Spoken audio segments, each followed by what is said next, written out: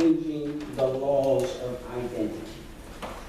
Changing the laws of identity. Some of you are saying, man, I don't keep going deep this morning. How many know the Holy Spirit is in control, right? Yes. Amen. And He is speaking to us today and reminding us of the power of prayer. And I know I sound like a broken record, but I want to keep encouraging you, church. It is important that you spend quiet time with God and talk to Him. Amen. Amen. When we talk about the word law, we all know this word. We're familiar with it because we abide by laws every day. But I just want to read the definition just to bring light to what God is saying to us today.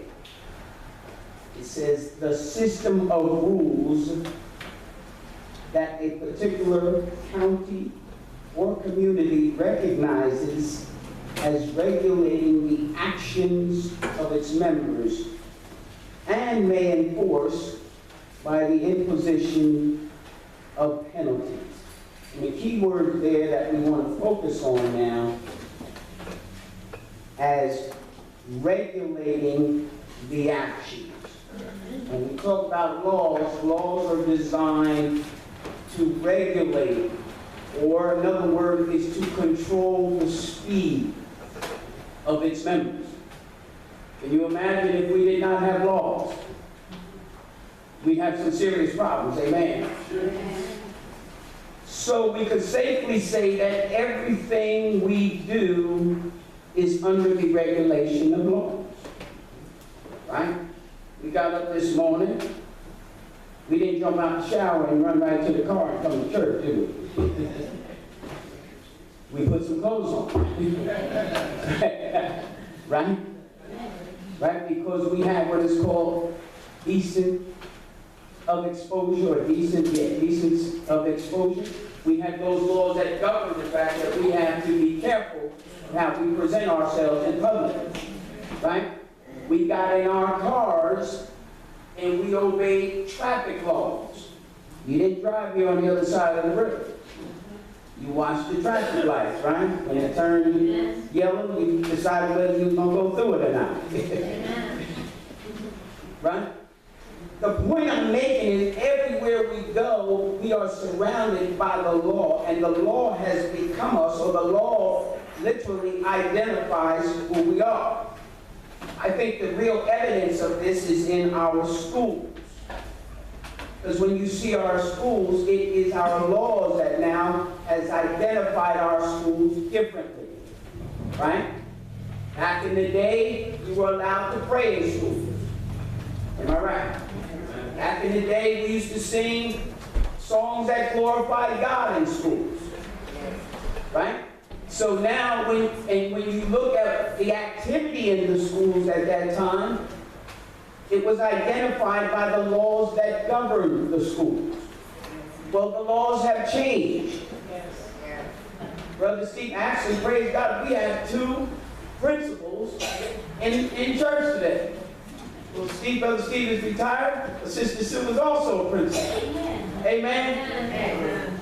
God is good, isn't it? Amen. But they will tell you, if you were to sit down with them, and plus we have a few teachers in here as well, but they will tell you that the laws have changed now in our school system.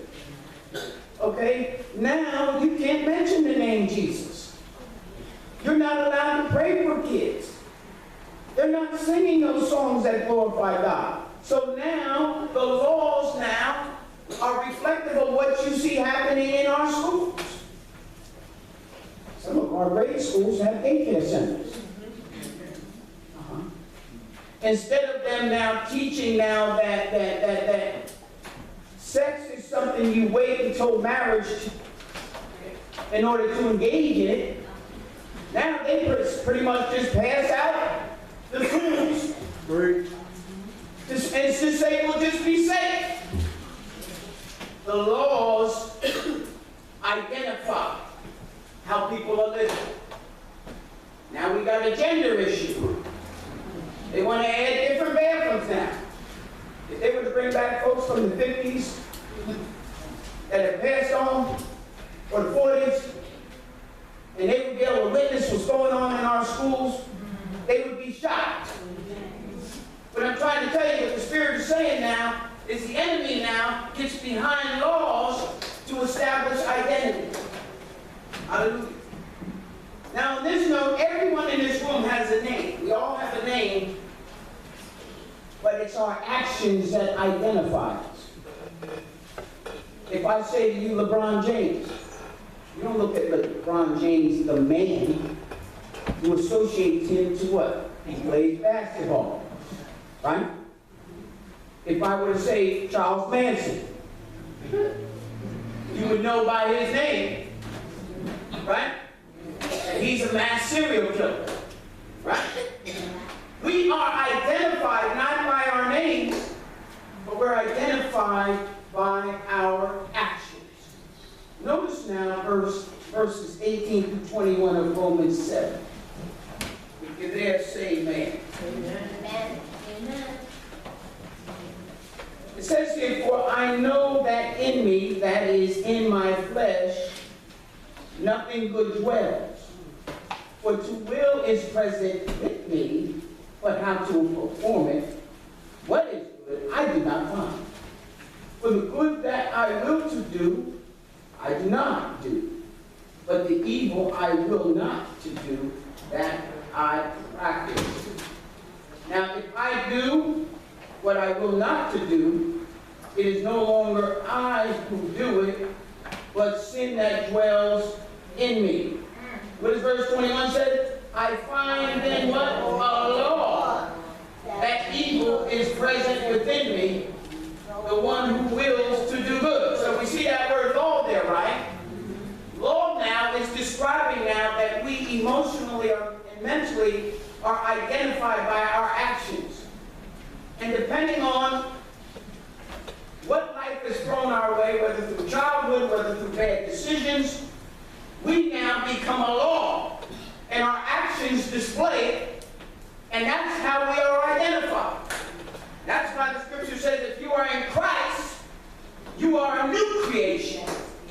Hallelujah. You're no longer identified by the old you.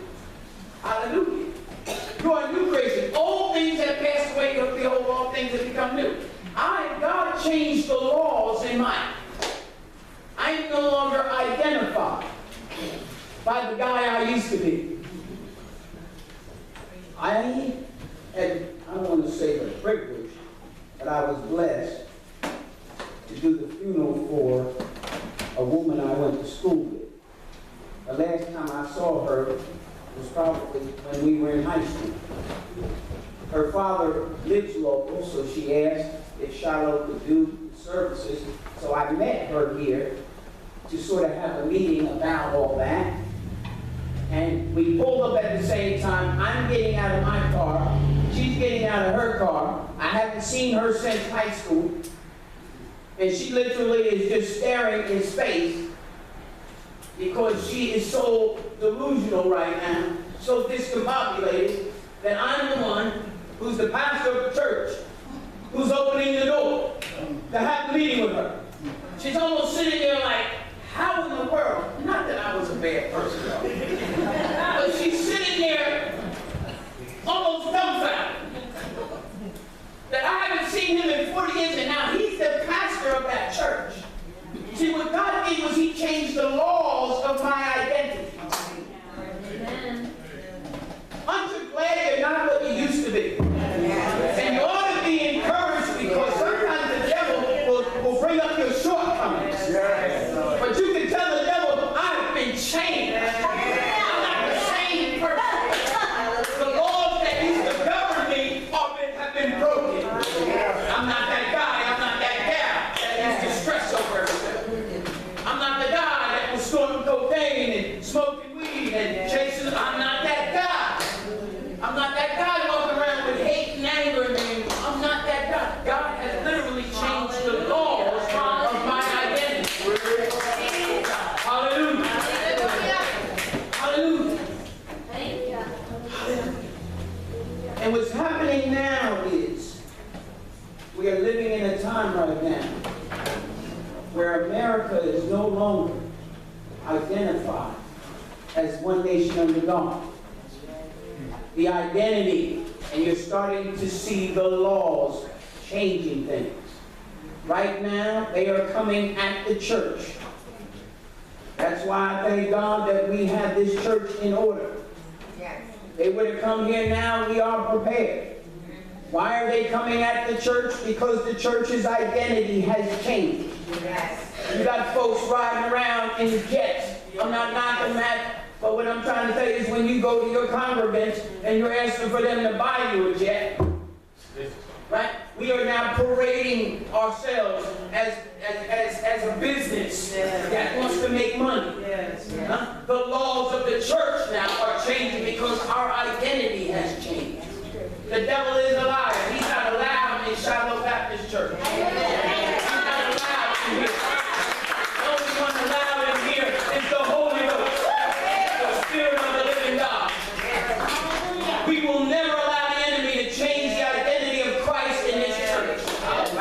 He still is the King of Kings and the Lord of Lords. Hallelujah. I bind the spirit of pride from this place. Jesus alone stands as the supreme King. He's the one that bled and died, not me. We will continue to praise His name and not my name. I'm here today because of the mercies of God. Because I used to be identified in one sense, but grace and mercy showed up. And the blood of Jesus came behind it and cleansed me from all unrighteousness. And now I'm a new creation. You're not who you used to be. And some of you are still bound by that mindset of what you used to be. You need to line up your mind with who God says you are. Yes, thank you, Lord. I have a witness in the house. God is changing the laws of identity. Hallelujah. And He's doing it within us. Amen. Amen. Thank you. Now, some of you have been wondering, well, how does 1 Chronicles tie in with this whole thing of identity? And in order to set up the connection, I need to read something to you in the Gospel of John, chapter 16, verse 12. You don't have to turn it, you can write it down. Because we know Jabez. Jabez was identified as someone who causes pain. The law was established in Jabez's life, but God had a different plan. Hallelujah. But I need to read this in John 16:12 to set it up here. Jesus says these words: "A woman, when she is in labor, has sorrow because her hour has come. But as soon as she has given birth to the child, she no longer remembers the anguish for the joy that a human being has been born into the world." I'm sorry, for the joy of a human being that has been born into the world. What Jesus is saying here now, that, and we have some mothers in the house. If we have some mothers in the house, raise your hand. Amen. And y'all remember that time, and that was not an easy time, with those birth pangs and those labor pains. But once you gave birth, and the doctor handed you that child, amen, you, in most cases, forgot about the pain because of the reward of that child. That's not the case in the story of Jabez. The birth of Jabez was so painful for his mother that even though he was more honorable than his brothers, she chose to identify him as one who causes pain. Even after the joy of the child being okay, the child being healthy, everything had worked out, she continued to operate in the pain of what had happened. And some of us in church, we still haven't gotten over some things. And therefore we're operating under laws that are not lined up with the Spirit of God. She chose to name her child something that represented her pain. And how many of us have been handed something from our parents, and I'm not trying to dig up nothing, but we have been sown into some identities from our childhood. God sent His Holy Spirit to change that very thing. You don't have to be identified by what mom or dad did. You got the Spirit of truth residing in you. And I'm here to tell you, He is the best at stitching up wounds. When God stitches a wound, believe me, when it has healed, it's as if it never was there. Who am I talking to? You were so wounded, but yet you've been delivered and you've been healed. I thank the Lord that He has healed every wound. Hallelujah. And I stand here not identified by my wounds, but identified by what the Spirit of God has done in me. Some of y'all still not healed. Some of you are still identified by yesterday. And this mother put that on her son to say, he caused me so much pain. I don't even want to give God praise that he's alive and okay and healthy. I'm going to let the world know what I'm feeling. Somebody say the devil is alive. The devil is alive. Now if we read here, in verses 9 and 10, it says, now Jabez was more honorable than his brothers. The young man was honorable. And his mother called his name Jabez, saying, because I bore him in pain. You see here the laws of identity in Jabez's life are established. Everywhere he goes, he's looked at as someone who causes pain. If he goes to the mall, if he buys gas, if he fills out an application, no matter what he does, he is labeled as somebody that causes pain. And some of us, the devil has tried to mark us with something, and he wants us to carry it throughout our lives. Somebody say the devil's alive. But what does it say in the next verse? And Jabez what? Called on the God of Israel. In other words, Jabez got in his quiet place and he began to talk to God about that. He began to talk about God, this law that has established me, that has identified me as someone that is going to cause pain. He took it to the Lord in prayer. Take it to the Lord in prayer. What is eating at you right now is trying to identify you. I'm identified as a man of God, bought with a price, cleansed from all iniquities and sin. My mind is being transformed each and every day. I am no longer identified by the nonsense of yesterday. I'm identified by the blood of the Lamb, the risen Savior, Jesus Christ. Hallelujah! Hallelujah! Hallelujah! He's taking the law of identity. Hallelujah! Says Jabez, call on the God of Israel. If thou can do anything, change the law of my identity. Yes. What does he say first? He says, oh, that thou would bless me indeed. In other words, oh, that I would have favor wherever I go. He was quoting Romans 8:28, for that all things work together for the good of those that are called, that are loved by God and called by God. I'm not paraphrasing right now. He was saying, God, no matter what, let favor travel with me. Oh, that thou would bless me indeed. And then he says that thou would enlarge my territory. In other words, that not necessarily money, but that my life would prosper no matter what I'm doing. I mean, you know, you could prosper on a job just being well-liked. Amen.